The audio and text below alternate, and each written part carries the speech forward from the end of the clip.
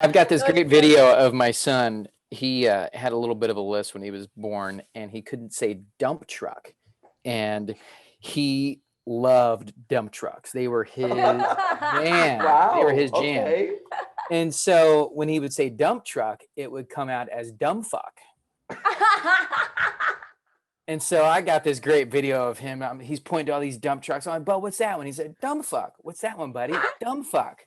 He's like, "Dumb fuck." And it's just like the worst parent in the world.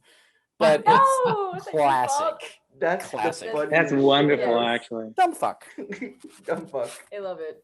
That's the name of the episode. Dumb fuck. Dumb fuck. Dump trucks and dumb fucks.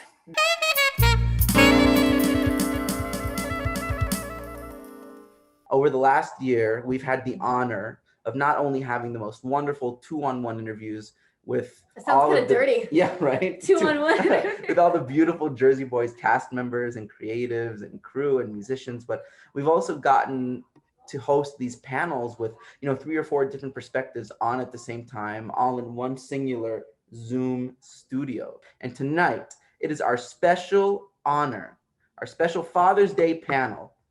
Yes, I'm so excited for this. This is so special.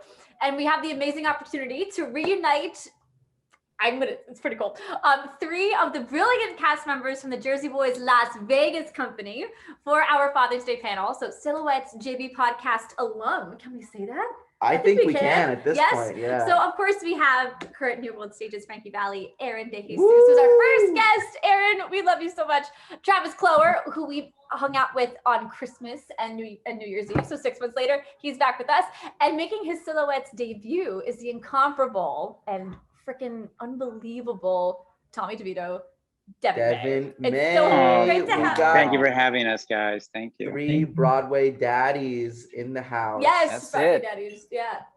Interpret that how you will. Right, exactly. All you listening out there. In the Jersey way. But this is, so I'm so happy that we're doing this. And I do want to say too, because I'm hoping I'm going to get too emotional, but I lost my dad a few years ago, and I'm just so excited to have this conversation with you all, because we really don't I hope it doesn't seem too much of a stretch for our listeners, but because there is so much to fatherhood, and it's mostly brotherhood in the show, and we don't really know too much about fatherhood in the script of Jersey Boys, but there's always going to be an influence, and we're always here to give credit where credit is due. And we would love to hear what it's like for you all as actors, and see how your dads influenced you as adults, as actors in your profession, and how it affected how you go about your characters in Jersey Boys. Yeah, and how fatherhood, being fathers yourselves, how that translates or translated into doing the show. Yeah, and just to get to know you more on this level too, because I feel like no one really talks about fatherhood, and fatherhood in the United States, it's not talked about in a positive light all the time, and we really want to give a chance to do that.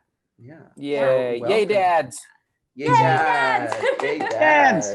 Yes. So with that being said, so with credit, being credit where credit is due, is there anything or any quote that your dads would tell you all the time that kind of stuck with you as you got older, or anything that always stands out to you with your relationship with your dads? Travis, if you want to start. Well, my dad is a great guy, and I've got a pretty special relationship with him. He and my mom divorced when I was probably around 13. And I lived with him after that divorce. So I have had this one-on-one time with him that my siblings haven't had. And he's a very religious man, still is. He's a music minister. And so I grew up in the church listening to that kind of music. That's kind of like what got me into music. And to this day, whenever I get an email from him or a text or a birthday card or anything, he'll always end it with "Walk with the Lord." That's his little sign off. So he's always said that to me ever since I was little, and he says it to me till today. Wow. And how beautiful that you were then able to record that Sunday Kind of Love video with Robbie Robinson in that church with that beautiful organ. Please go on Travis's Instagram or our Instagram and find it. We honestly listen to it all the time. And walk with the Lord, walk like a man. That's it. Yeah. Yes. Yeah, Aaron, so what's your story with your dad?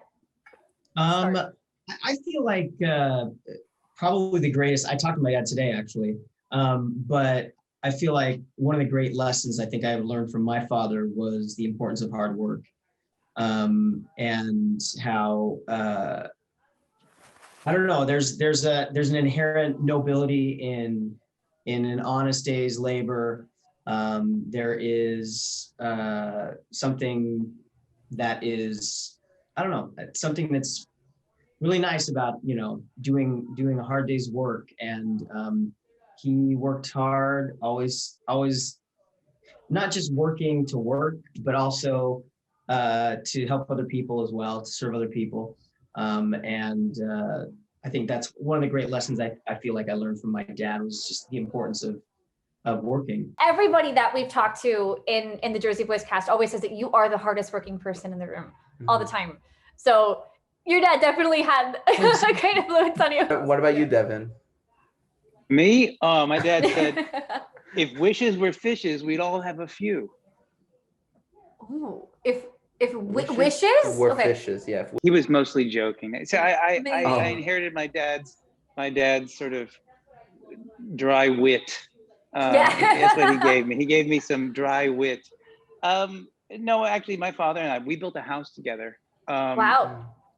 And so, very much like Aaron, because I know that we have some things in common, that my father was very much about hard work, about nose to the grindstone, do it till it's done. And that's why I think that, I'm like, Dad, are we done yet? I wish we were done. Well, if wishes were fishes, we'd all have a few. Get back to work.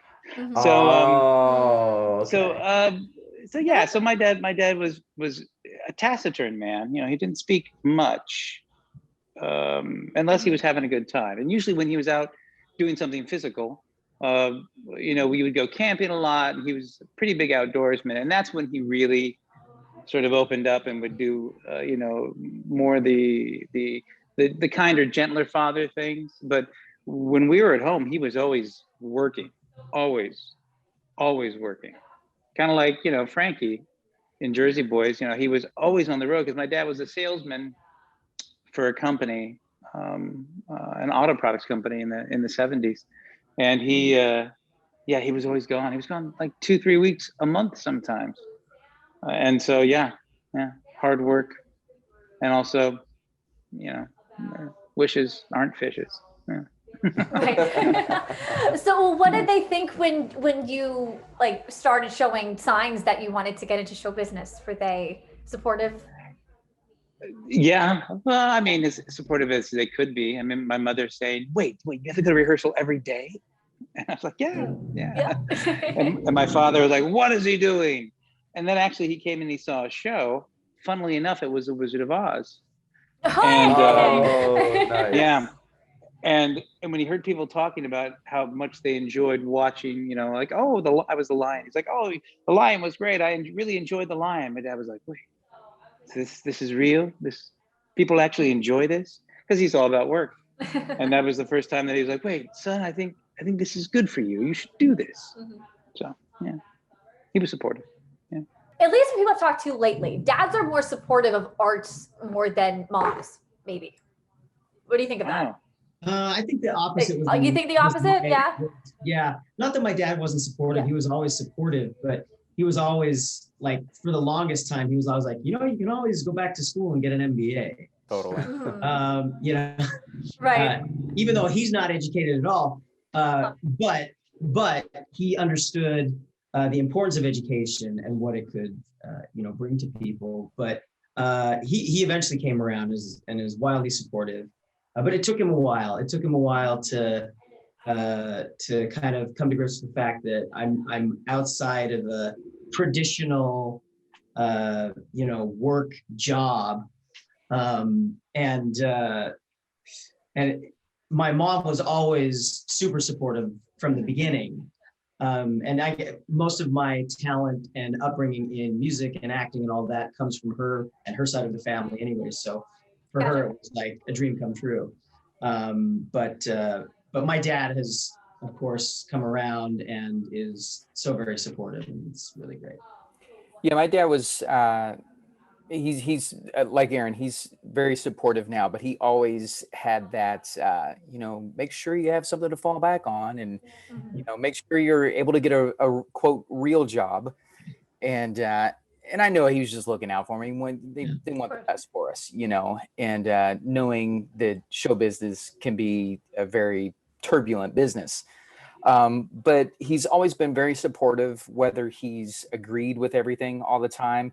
I'm not sure, but he's always been there to fly across the country to make sure he was in the front row of opening nights. Aw. And just to be there whenever he could, for shows. I was about 24, 25 when wait a second, my parents are just people. They're just normal people.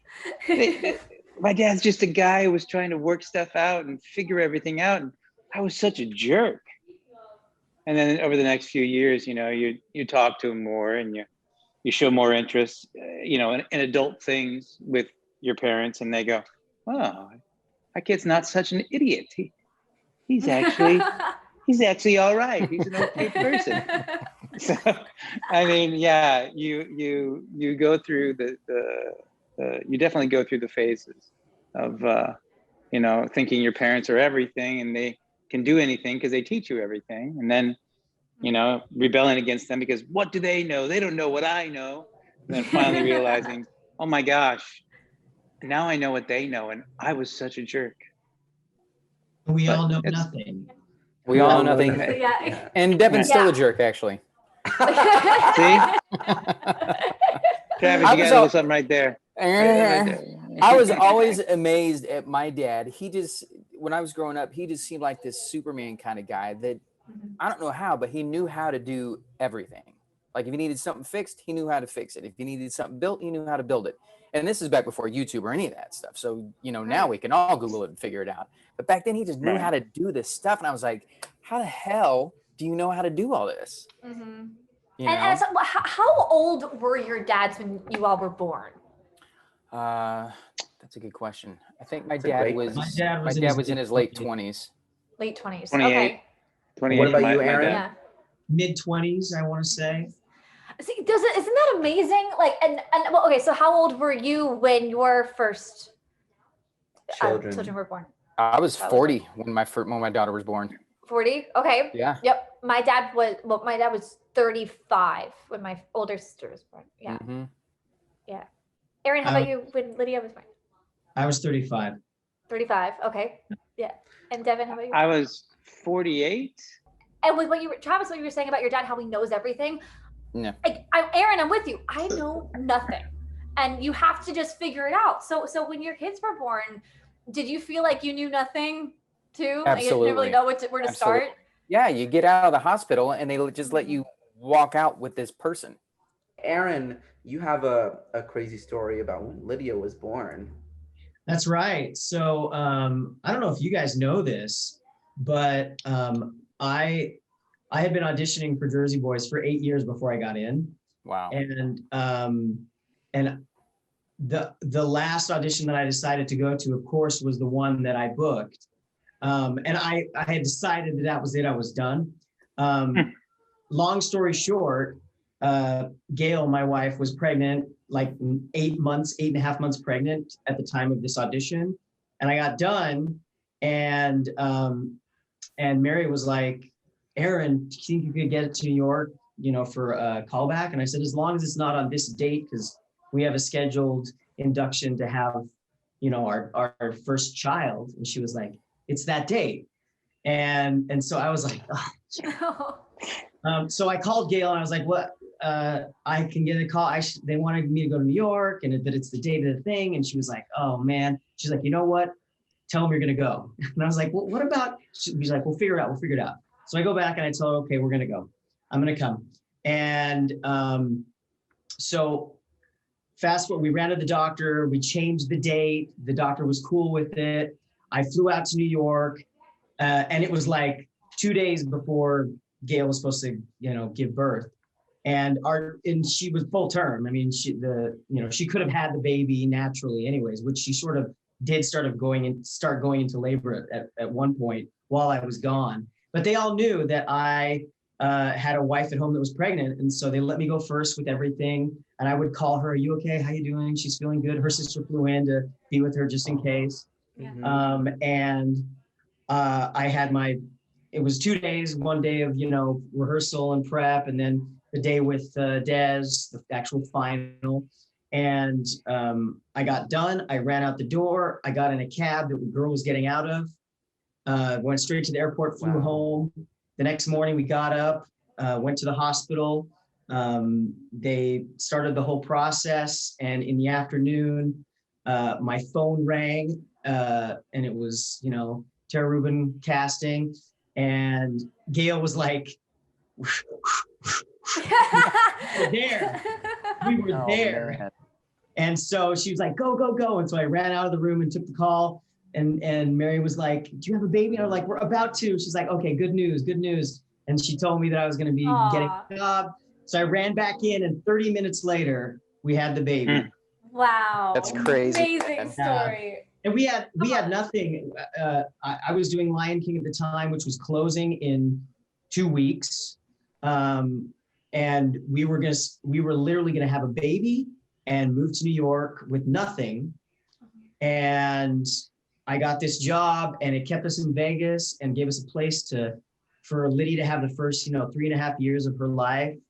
And I got to join this amazing family of awesome people that I still love dearly, and we stay in touch. And it was a really special time for us.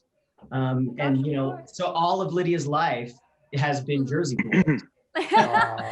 Love it. And she's 8 now or 9? She's 9. She's 9. Yeah. Wow.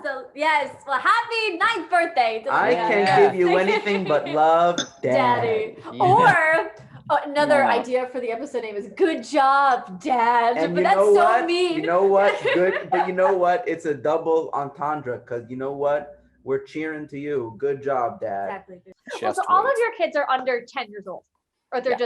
So that's such a precious time. So when you all are trying to teach them different things, like things that you love, that you grew up with, and that your dad's taught you, and your mom, do you feel the need to just teach them everything you know and show them every single song that you've loved your entire life, or every movie that it's like, no, this is good. This turned me into who I am today. I turned out pretty good. I want you to do this too. Like, do you ever find yourself just trying to shove everything down their throats? Because I feel like I could do that. I do. I totally do. Yeah. Especially musically, like my kids are just, their appetite for music is just ridiculous. They're always listening to me, always have the radio on or whatever. But I try to make it a point whenever an artist comes on that I know that they probably wouldn't know, to tell them who it is and a little bit about the band or whatever. Yeah. And it's great because, the music that they're listening to on their own, on the top 40 stuff that they listen to, they make sure that they know who's singing it. And just all that information, instead of just having it on and taking it like, oh, I like this song, but I have no idea what it's about or who's singing it or anything like that. So I try to, have an educational experience with music and entertainment as well with them, for sure. Yeah. So how are you going to go about like phone usage and social media with your kids as they get older? It makes me want to throw up. About it. Really, our daughter is not going to have a smartphone until she's late, like probably a teenager or out of the house or something. It's something that we're constantly talk about, actually, because we want her to also to understand that the world is a beautiful place, but it's also can be a dangerous place. And unfortunately, there are people out there that, are predators. And we talk about it pretty openly, and we decided that we would.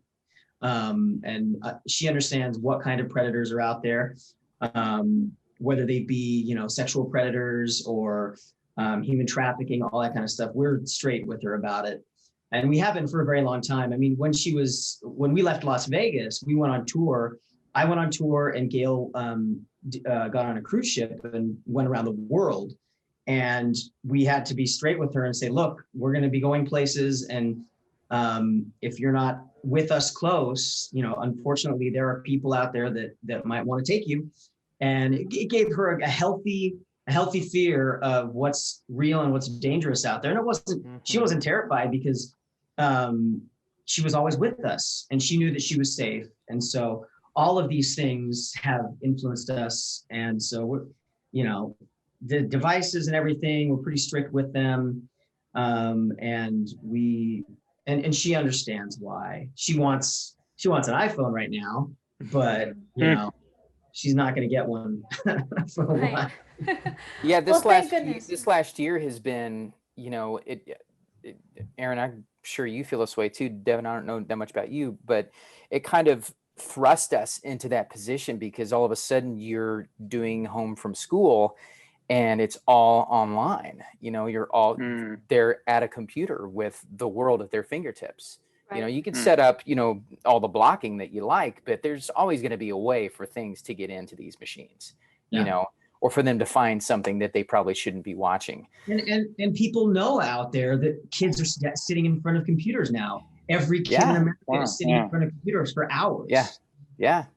So we set up with my kids. We sat them down. We're like, look, these are the things, because a lot of their lessons, they had to watch things on YouTube. And it just got to be such a pain to like unblocking this thing or unblocking that, or it just changed so much throughout the course of their school year. So we're like, look, okay, anything that your teacher says you can watch, you know, watch. These are the things that you can watch on your own. We give them like 2 things they can watch on their own. Anything else, you got to clear it through me. Anything you search on the internet, if you're asked to search what the teacher says to search, nothing else. So it was just this moment of, you know, sink or swim, you know, when everything hit, and you just kind of had to adapt and roll with it and be there and monitor and be the gatekeeper and just really take care of them in a way that I hadn't experienced before last year. We did something where, and this is something we had decided even before the pandemic, but all computers, everything, we have a family computer that is in the middle of the kitchen. It's in the middle of everything. So there's no dark corner with a screen by themselves. There's no taking tablets into rooms or anything like that. Everything is open. We all see what everybody is doing, and it kind of helps with accountability as well. Sure. It's a wonderful idea.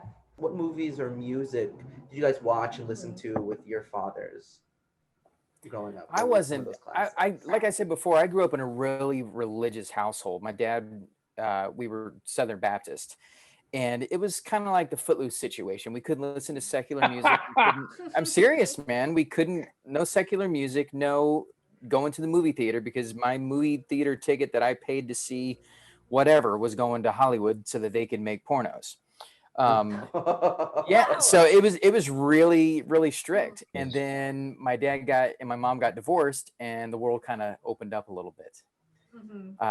But a lot of the artists that my dad listened to besides Christian music was he was dug Lionel Richie, and is probably the biggest Barry Manilow fan you'll ever meet in your entire life. Really? Yeah.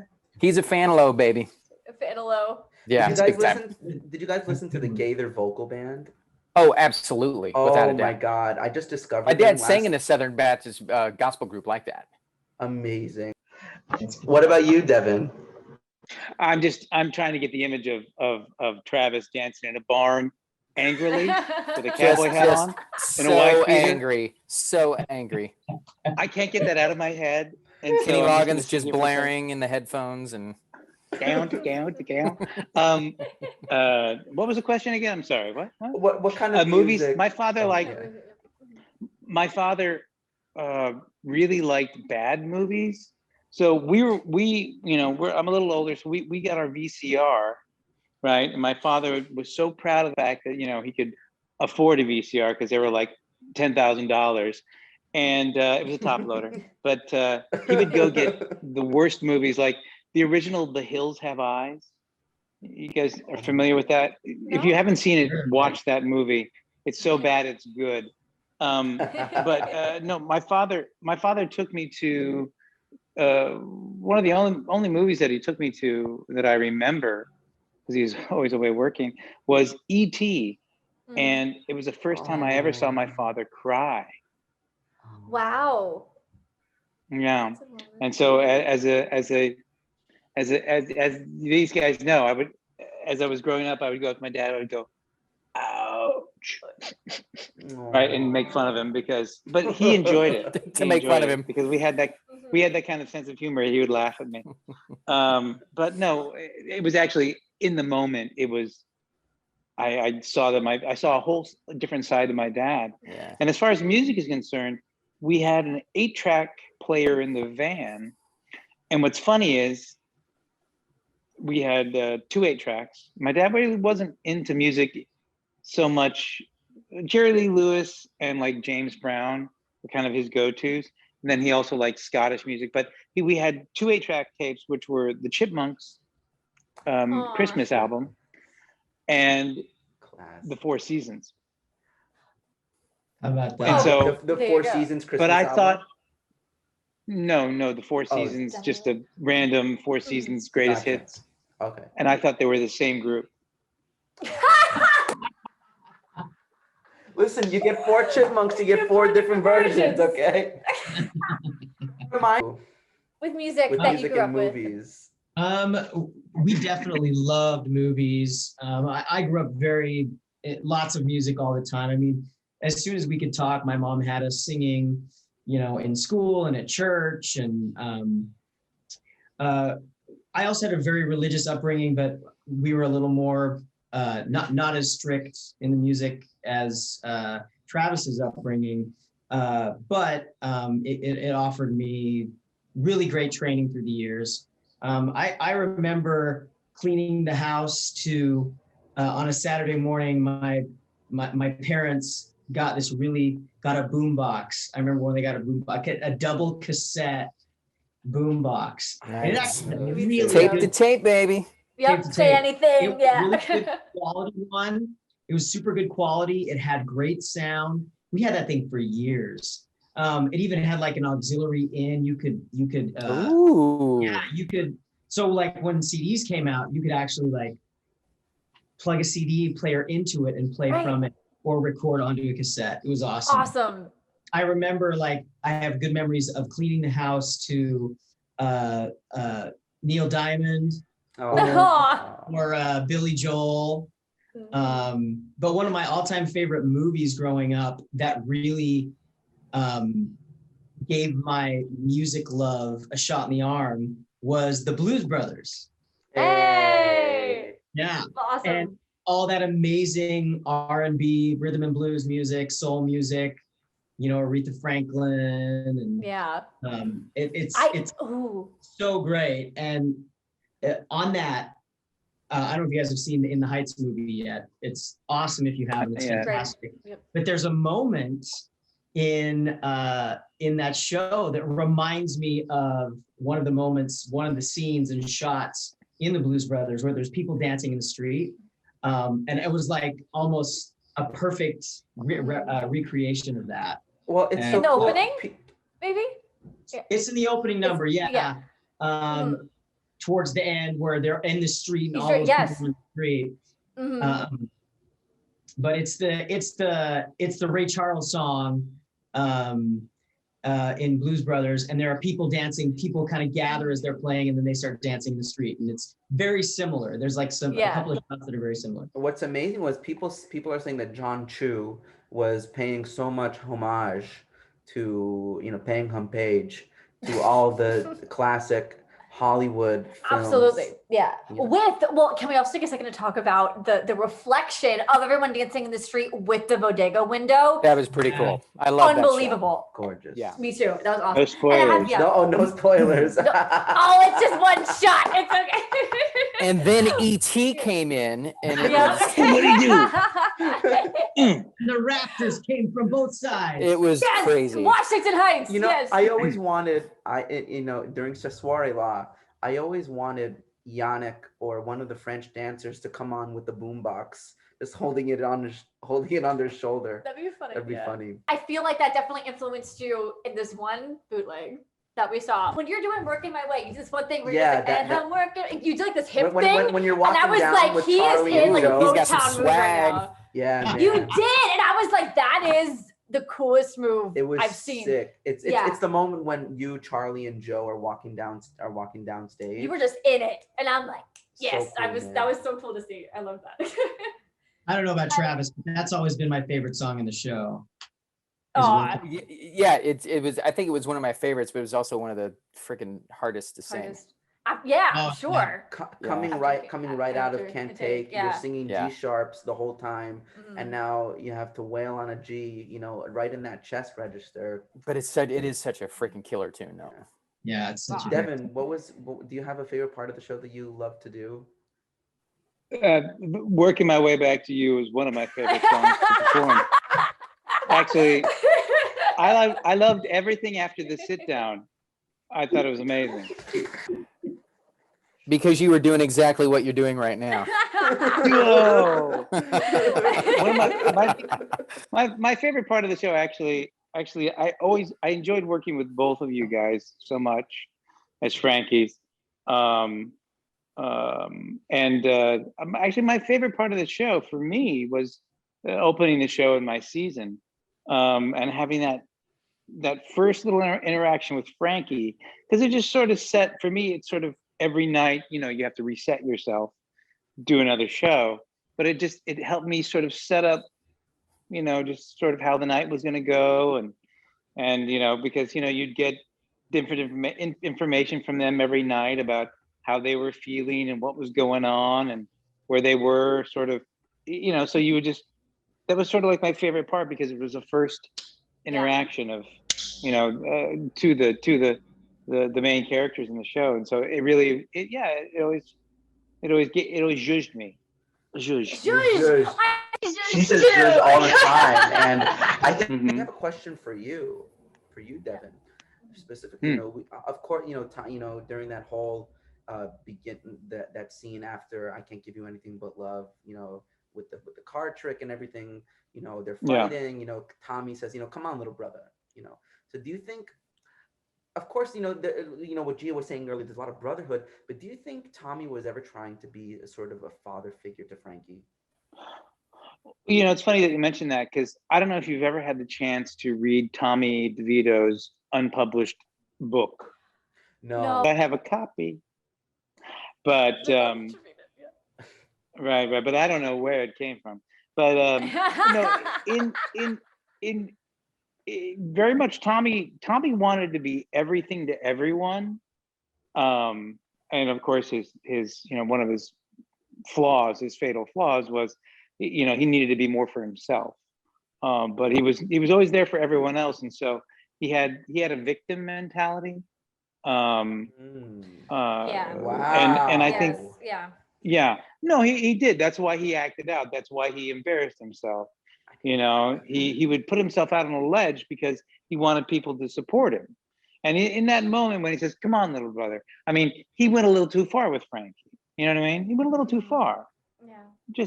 But he also wanted to see how far he could go. But in that book, from a very young age, probably like 7, Tommy was jumping over the fence at the Brock's Candy Factory, Brachs, Brock's, and he would steal candy for everybody. And it's because a lot of these kids' fathers, Tommy's generation, just about 10 or so more years older than Frankie, around 10 years, I think. A lot of them were, out of World War II. A lot of these people were, dealing with the remnants of the Great Depression. And so, he was very much, I got to look out for myself. I got to look out for everybody. And it was like one of those things where if Tommy did something for you, he expected you to do something for him.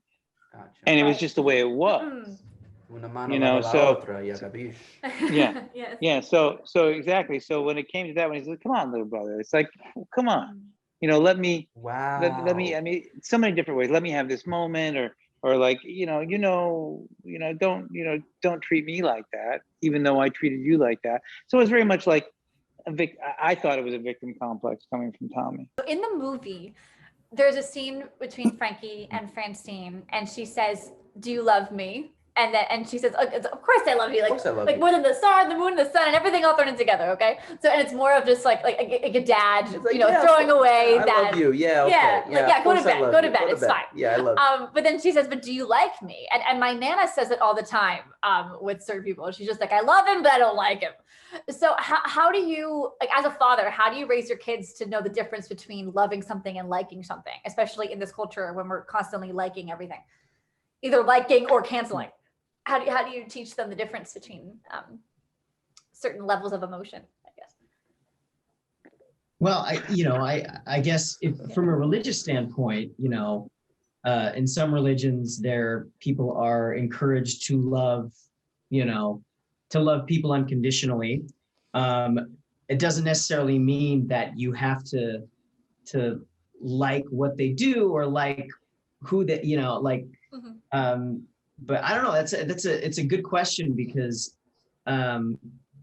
if you love someone, does that also mean you have to like them? Does it also mean you have to? I don't know. And especially as an authority figure, with a Mhm. child, there comes quite frequently that time where you have to be the bad guy. Yeah. And they're not going to like you. They're not going to like what you're telling them they can't do, or that they did something wrong. Frankly, there are times when you're not going to like them either. Yeah, no kidding. No kidding, man. It's like, dude, I sent you to bed 3 hours ago. I'm trying to watch something on TV. Now get upstairs. Stay in bed. For fuck's sake.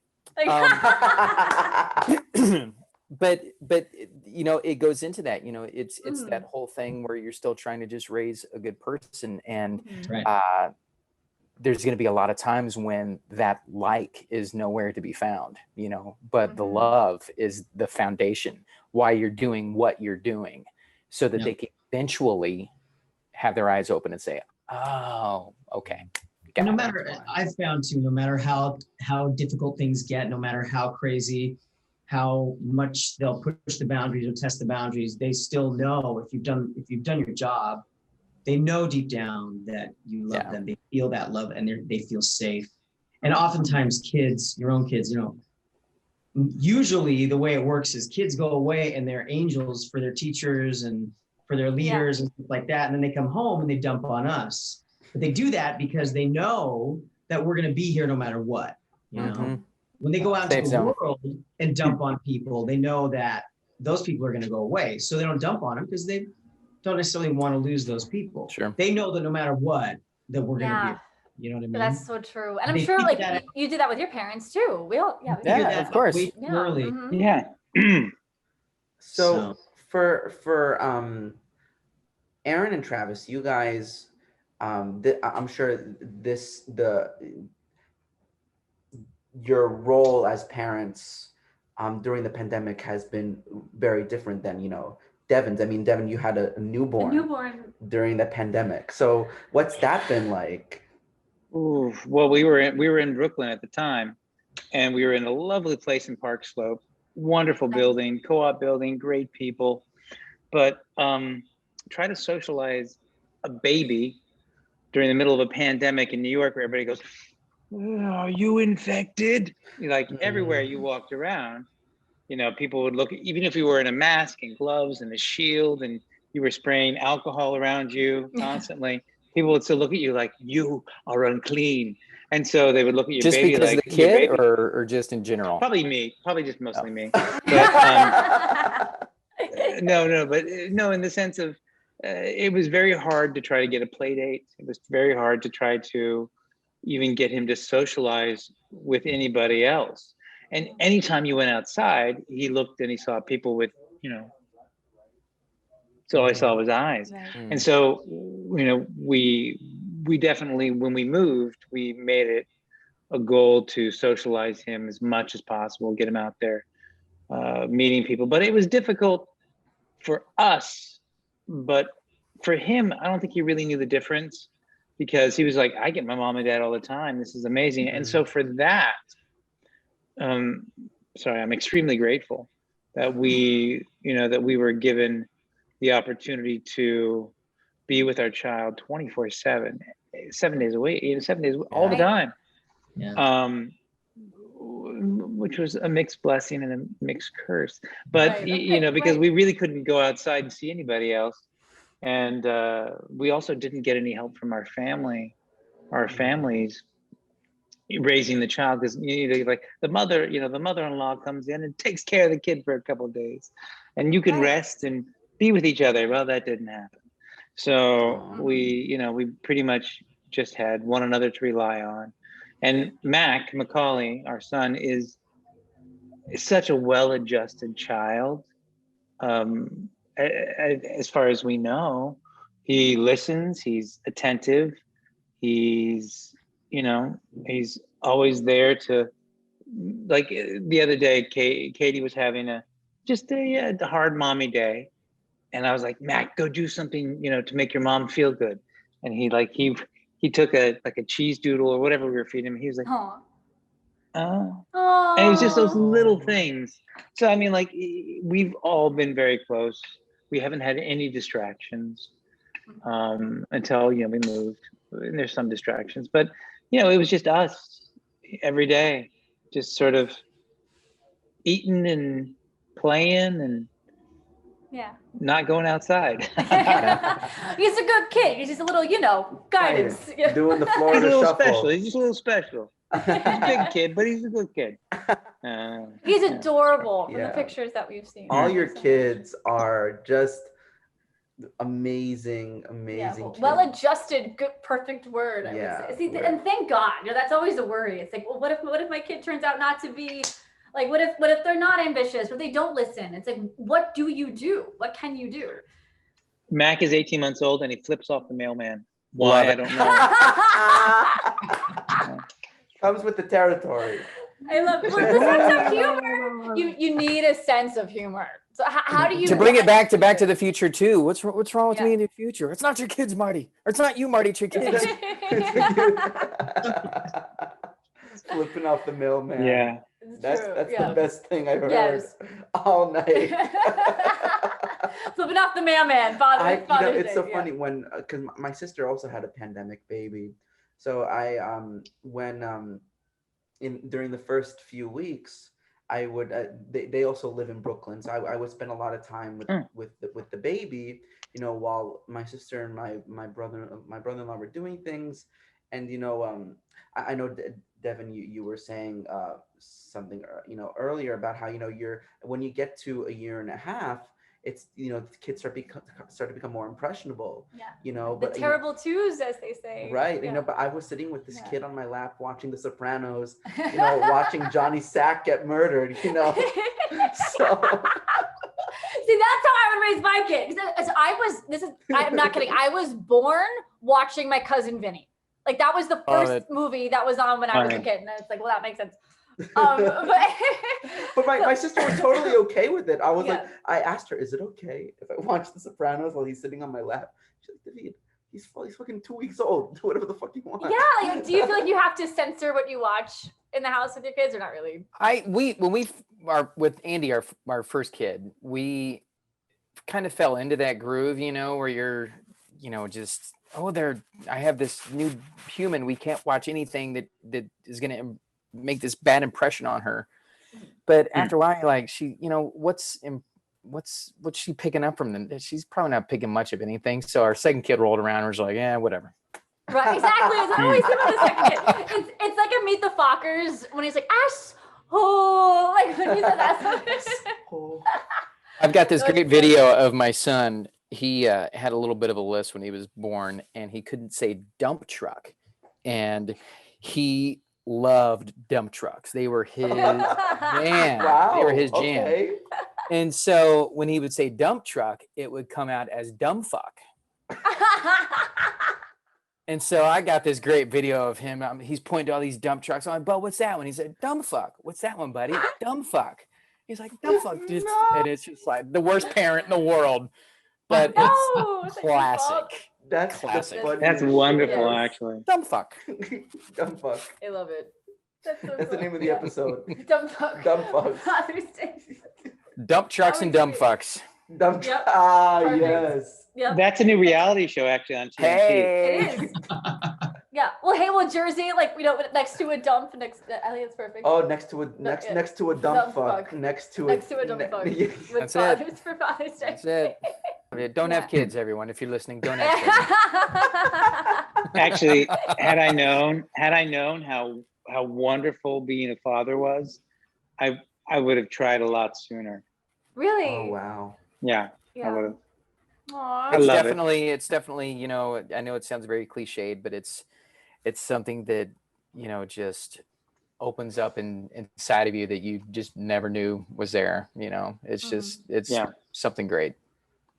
My upbringing was such that I knew that I always wanted to be a father. And so I was excited. I was lucky enough when I was in my mid-20s to, my dad remarried and had another kid. And so in my mid-20s, I had a baby brother that I got to watch kind of grow up and be there. I was able to see a lot. And Hey, come on, little brother. Yeah, exactly. Yeah. But that was really, really fun to see that. You guys tried not to let those scenes get personal for you guys, as Frankie. Well, you bring a certain amount of personal, emotion and feeling to everything you do as an actor. But, what I was basically saying is it's hard not to allow that to get too personal once you actually become a father and know that, the dangers of having your children get hurt or worse, Yeah. So it can be a very, sobering thing. Yeah, and I was just saying it definitely opened up a different level of being able to portray that character once I could relate the feelings of having my own kids, like Aaron was saying, to just not want them to be hurt, not wanting them to experience any kind of pain, and also the the personal frustration of seeing it happen and not being able to do anything about it, and blaming yourself for not being able to be that protector. Right. It's like how Frankie says to the priest, the priest, you can't blame yourself, and then who? Yeah. Right. Mm-hmm. And it's also when when you're on the phone with Francine, stop, don't scream at me, daddy. And it's like, I'm not screaming, but of course, I think you are. I think as a father, you are screaming a little bit, because you, like you said, you are frustrated that, especially, how old's Francine at that point, in the show? She's 13, 16, right? 16 or 17, isn't she? 16 or 17. So she's already, I don't know. she's, however old, she's certainly not 10.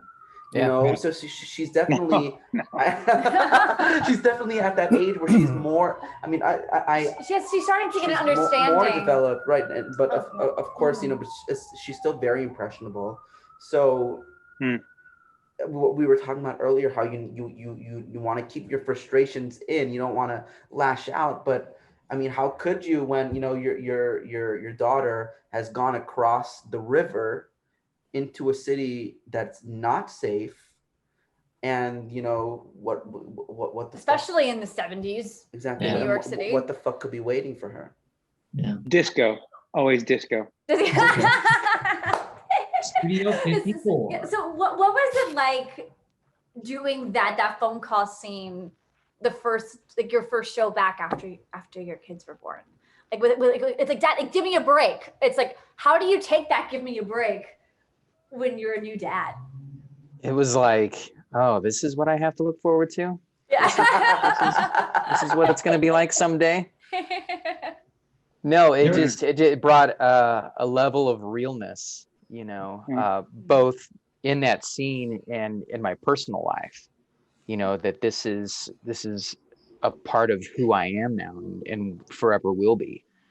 And it just kind of, it was one of those moments where I just kind of you step out of yourself and you're like, oh, all right, here we go.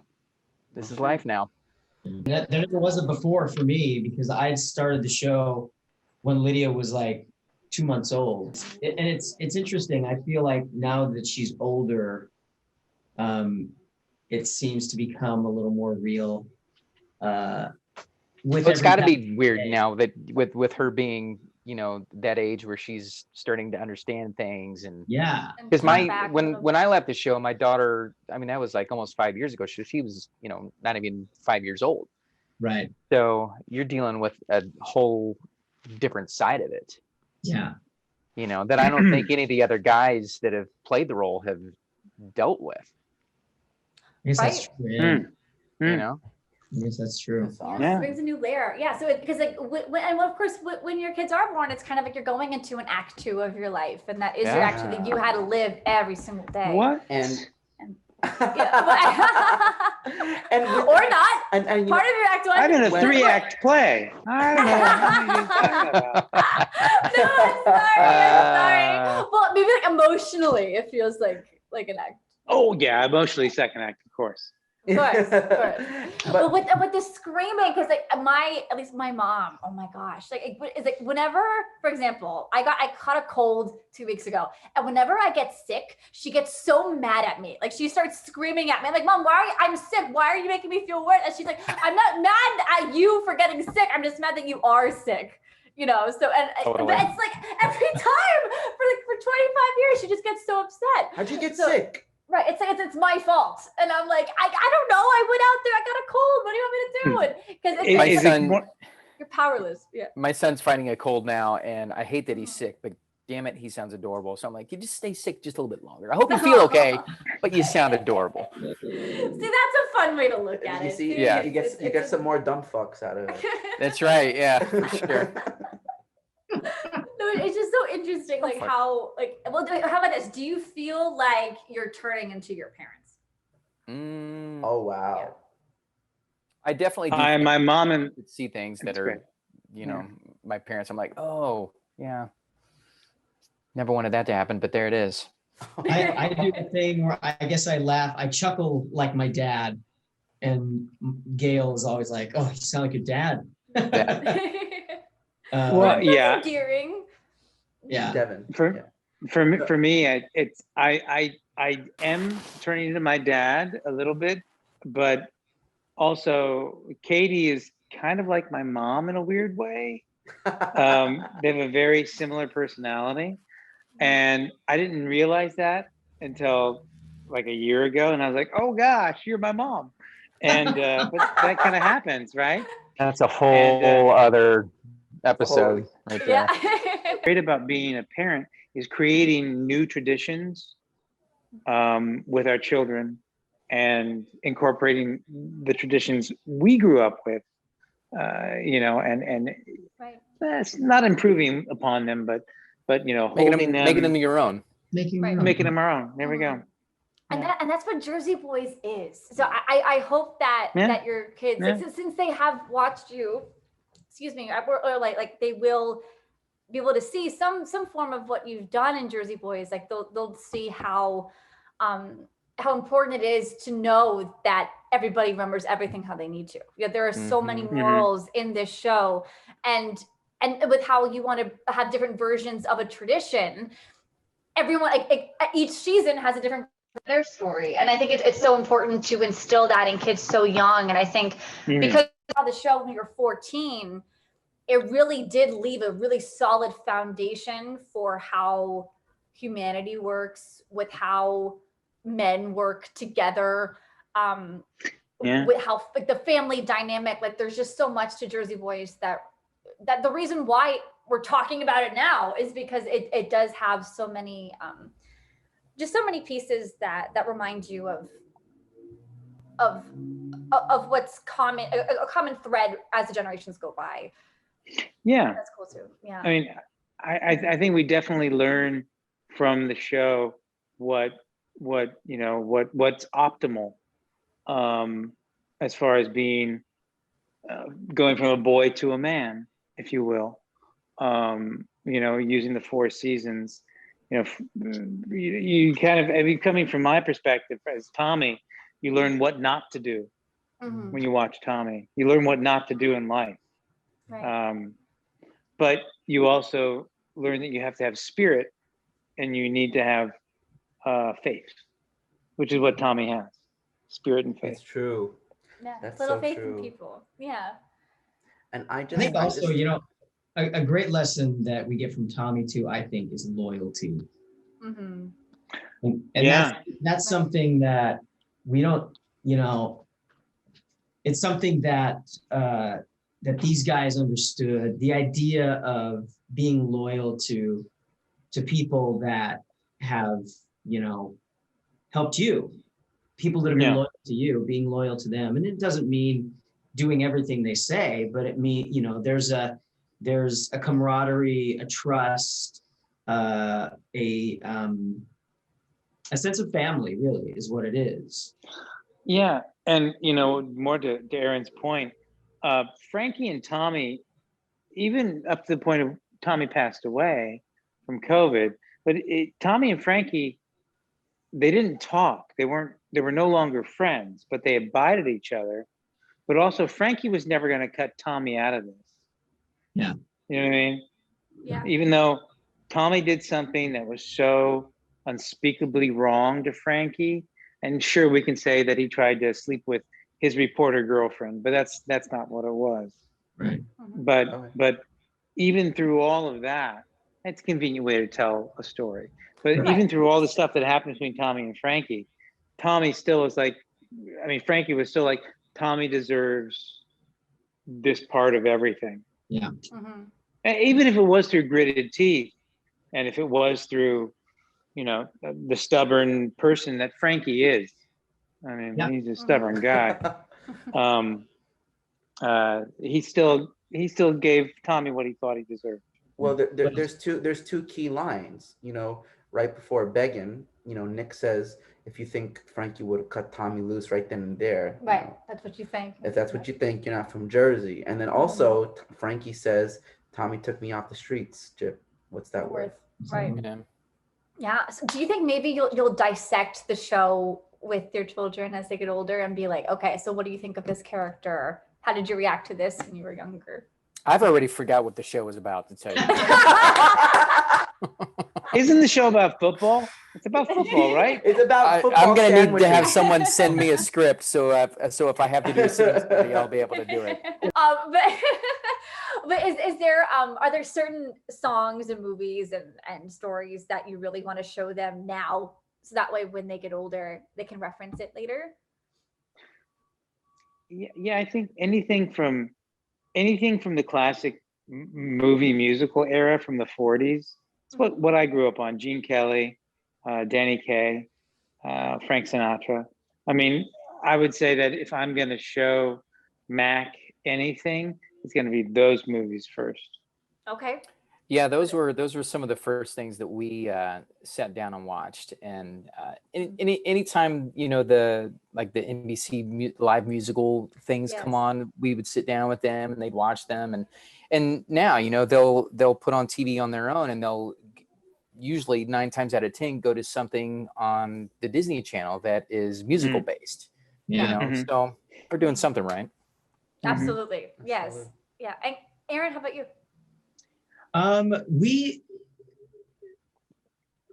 Our daughter definitely is into like the traditional kid things, cartoons and animated things, and streaming platforms make that so much easier now.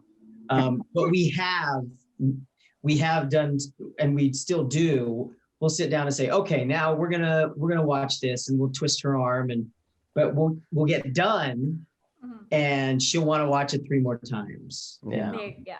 And so that's kind of the fun thing, is knowing that after the fight, we know that she's gonna love it.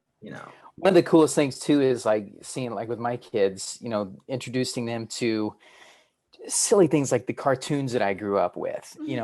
I sat down and watched Tom and Jerry with them one day, and now that's all they want to watch is freaking Tom and, like, not the old Tom and Jerry's, man. Not they like the new movie too, but they're always hitting the old ones, and Looney Tunes and all that the Animaniacs. I'm gonna want to show my kids the Animaniacs, man. Yeah. Oh, we haven't hit Animaniacs yet. I should do that. Oh man, they go nuts on so that. He got me into that. It's on Hulu, but then the reboot is also on Hulu. Watch.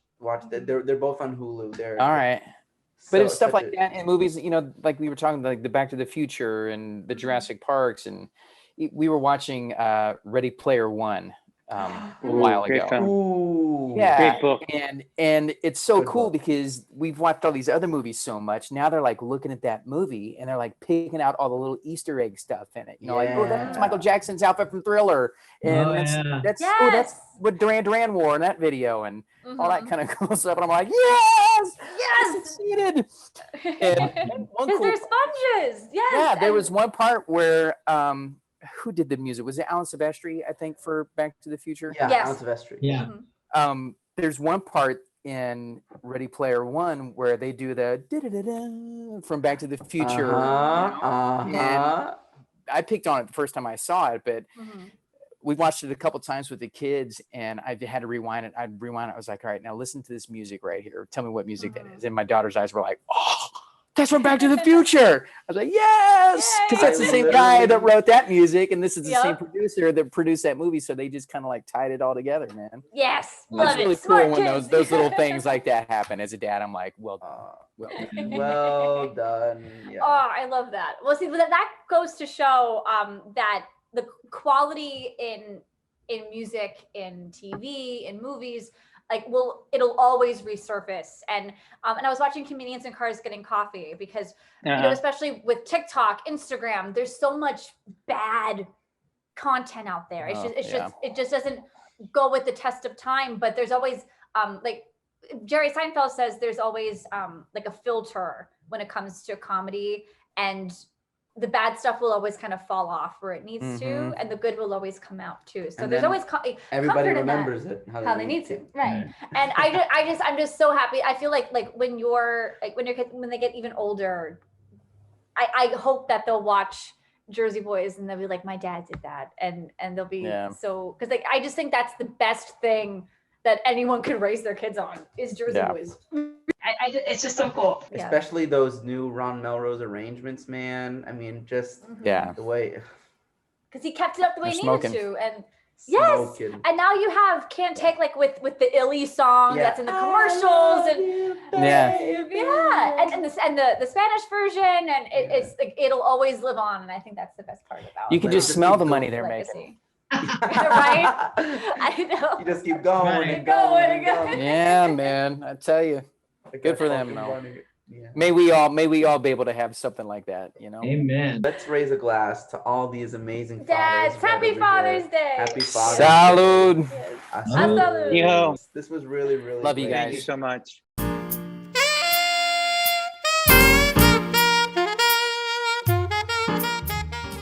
All right, and we're rolling. And we're rolling. So we're talking about Wizard of Oz meets Jersey Boys here. Yes, Deven May had the idea. And Fascinating idea. Is it? and Okay, off the bat, what are our first instincts? I would say So- Nick Massey, Scarecrow. really, Maybe I'm not. thinking Dorothy is Nick Massey. Ooh, why? Because Wow. right, like it's a hot take. It's a hot take, but Dorothy, like, she like keeps her mouth shut until like they meet the witch, Mhm. and then she like goes all ape shit on the witch, on Wicked Witch of the West. And it's like, I've been pretty quiet up until now, but now I'm gonna fucking destroy you with a fucking bucket of water. So I'm gonna say Dorothy. the witch is Tommy then. Fantastic. Frankie Yeah. would be the leader of the Lollipop Guild easily. Absolutely. That's right.